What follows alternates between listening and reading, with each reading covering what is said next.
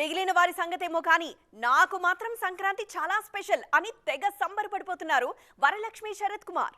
ఇప్పటిదాకా ఈ విషయం మీద నేను ఫోకస్ చేయలేదు, కానీ ఖచ్చితంగా ఫ్యూచర్లో చేయాలనిపిస్తోందంటున్నారు ఈ బ్యూటీ. ఇంతకీ వరలక్ష్మికి కలిసి వచ్చిన పొంగల్ సీజన్ సంగతులేంటి చూసేద్దాం పదండి.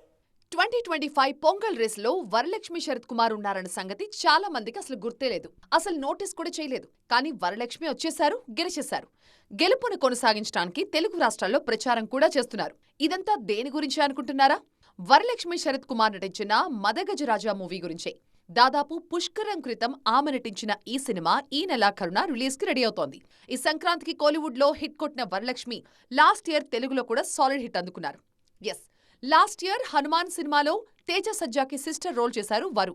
ఈ మూవీతోనే పాన్ ఇండియా ఆడియన్స్ అటెన్షన్ తెచ్చుకున్నారు.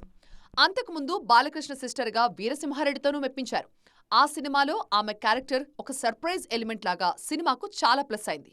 నందమూరి ఫ్యాన్స్ అందరూ ఆడపడుచులా ట్వీట్ చేశారు వరలక్ష్మి శరత్ కుమార్ని. సినిమాల రిలీజ్లు మన చేతిలో ఉండవు, కానీ వరుసగా 3 ఏళ్లు సంక్రాంతికి హిట్ అందుకోవడం చాలా ఆనందంగా ఉంది. ఫర్దర్ గా కూడా తప్పకుండా పొంగల్ రేస్లో ఉండడానికి ట్రై చేస్తారంటూ తన సంతోషాన్ని పంచుకున్నారు వారు.